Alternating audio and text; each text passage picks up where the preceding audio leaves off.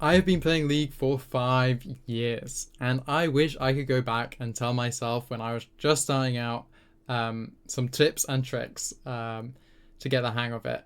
So that's what this video is. This is for new players, just my advice as you get started, what to focus on, and how to get better.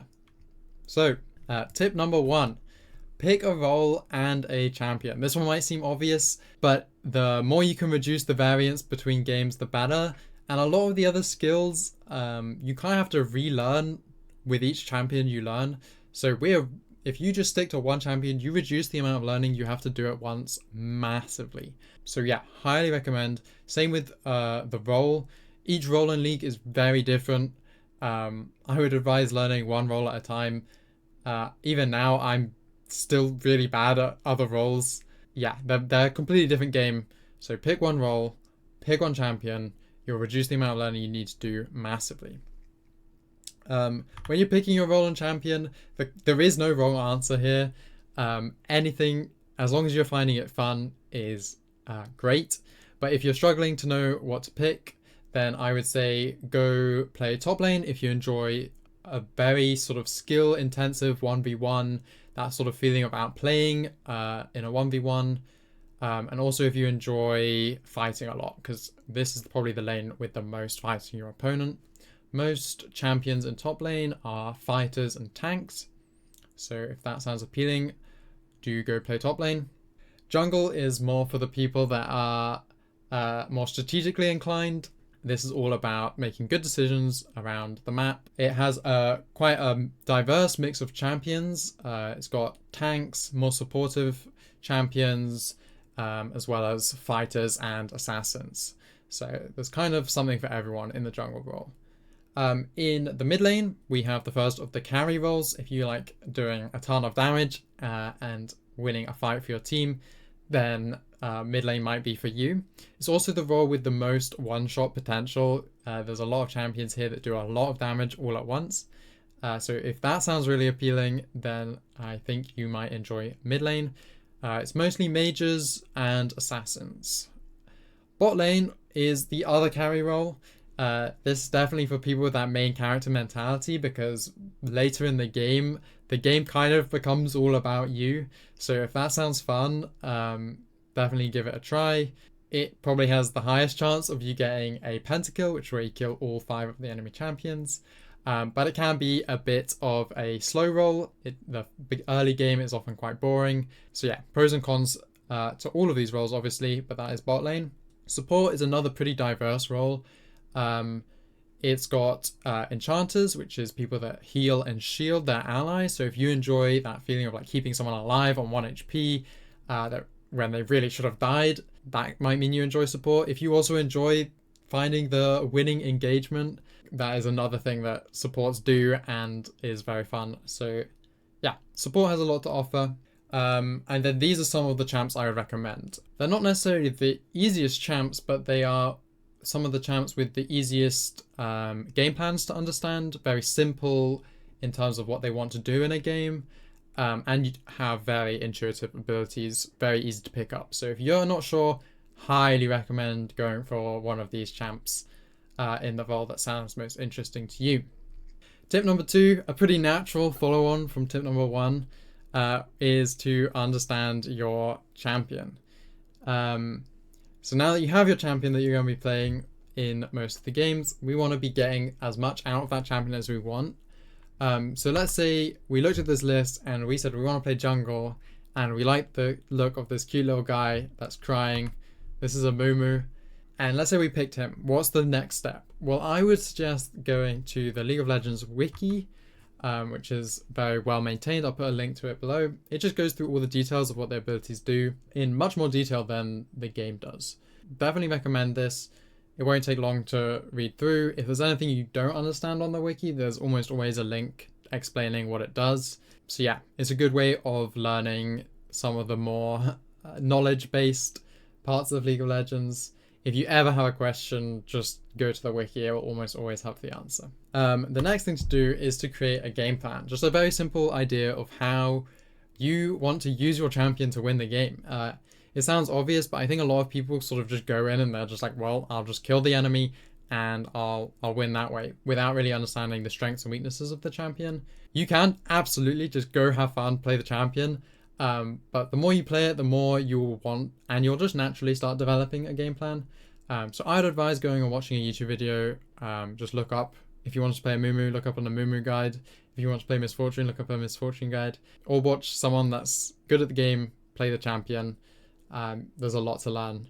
And yeah, just come up with a basic plan. So for a Mumu, he's all about his ultimate. So you want to get to level 6 as quick as you can. And then once you have your ult, you want to fight. If you don't have your ult, you don't want to fight.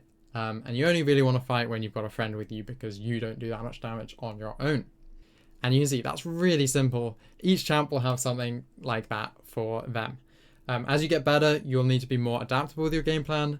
These are not rules. You can absolutely break them when you think it is beneficial, but it's just like a plan that means you're never going into the game unsure of what you're going to do. Tip number 3, this one seems obvious, and it applies to almost every game you play, but League really does test you on this, is having a good good attitude towards the game. When you're a new player, you will lose a lot. It's painful because every time you make a mistake, it makes the enemy stronger and it makes it harder to fight the next fight. But really just try learn from every mistake you make. Try enjoy the games, even the ones you're losing. And the more you do that, the more you manage to learn from your mistakes, the quicker you will improve. And once you improve, the winning will always follow. That's just how it works. A big part of this that I think League players really struggle with is because it's a team game, it's super easy to always blame a teammate. Really do your best in situations to acknowledge what you could have done better. It's really tempting to just put the blame on someone else, but there's almost always something that you could have done slightly better, even if it was the main thing that went wrong. So yeah, that would be my advice. I think that's really important.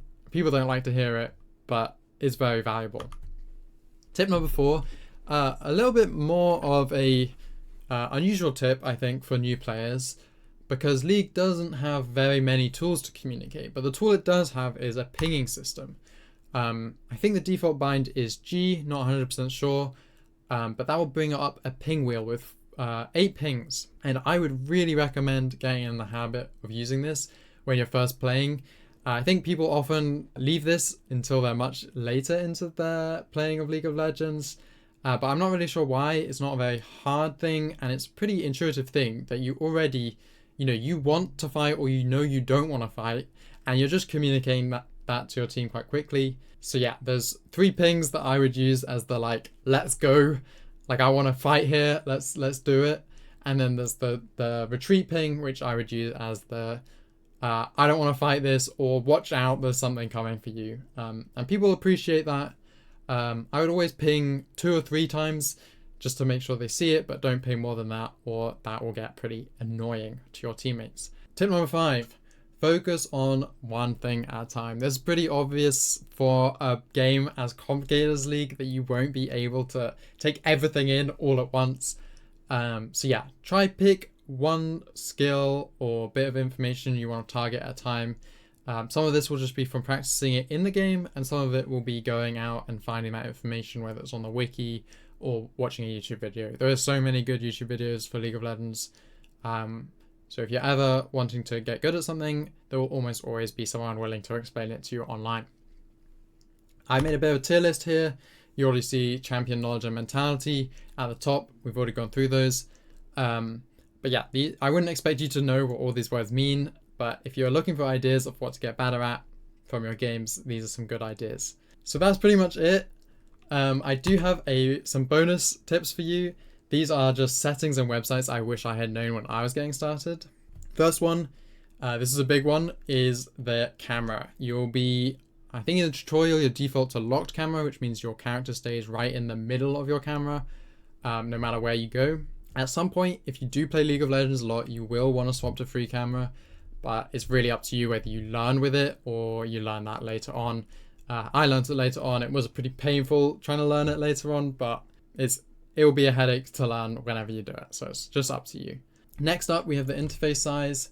My biggest tip here is just making sure the minimap is big enough that it catches your attention, because your being aware of what's going on the map and seeing where your teammates are is going to be very important. So you want to make sure it's big enough that you can sort of take it in at a glance. And if an enemy shows on the mini map, you want it to draw your attention. So yeah, play around with the sizes, make sure everything looks nice, isn't too overwhelming, but is visually clear. Some little ones that I think are pretty useful to have. Make sure you turn off auto attack. This one's very irritating. Whenever it makes it so that whenever you stand still, your character starts attacking anything that it can, which can really mess up your last hitting of minions. So I'd definitely go ahead and turn that off. Recommended jungle path is kind of up to you. If you like having it there, you can keep it on, but I would recommend turning it off and watching a YouTube video. It will just be infinitely better understanding. Little thing with the combat text, I'm pretty sure experience is turned off by default. I would turn that on, just shows you when you get experience points. Useful to get used to how far away you can be and still get experience. Always show extended tooltip info, I would turn on, just no reason not to, gives you some more information that's useful. Show spell costs, I would turn on. This one's really useful. It shows you how much mana each ability will use up. And when you're running low on mana, it's nice to see, okay, I can cast 2 more Qs, or I have enough mana to ult in a couple seconds. It's very useful, definitely turn that on. And if you're like me, ability cooldown display, I changed it to seconds, find it much more intuitive. That's obviously just preference. I would keep show spell recommendation on. I have it off in the screenshot, but do keep that on. Minimap, I would turn off the minimap movement and turn on enable all minimap timers. 2 quality of life changes. If you plan to play jungle, turning on the timers is very important and will help a lot. And then lastly, show names above health bar. Turn that to champion name. This is really, really useful as a new player. I'm not sure why it's not the default. Maybe they've changed it to be the default, but it definitely wasn't when I was getting started. This just helps you identify which champion's which, especially with all the skins that they have. It's a bit of a no-brainer. Chat is up to you. I have it on same team, but I know some people would put it on party because most of the time people type in team chat, it's just to flame you, not very productive. And some people have it on all, but almost always when the enemy types, it's just to be mean. So it's kind of up to you. Sometimes you'll get a wholesome interaction, but I would say there's a pretty few and far between. And then show timestamps, I would recommend turning that on. It doesn't make a huge difference, especially as you're getting started, but it's just better. There's no reason not to. And finally, the useful websites. I would say op.gg is probably the main website to get used to using. It lets you look at anyone's match history, but particularly good at looking at your own, get a good sense of how well you did. I wouldn't use its rating system religiously. It's not super accurate. It doesn't always mean you played well or did badly, but it's much better than the in-game match history. So I would still recommend using it. It's useful for stats as well. And yeah, those are some other useful websites. I'll put all of this in the description if you want to go look at any of these. That's all my advice that I would give a new player. I hope it's useful. Good luck on the Rift. I hope you have fun. I hope you learn a lot and you learn quickly. Good luck, and thank you so much for watching.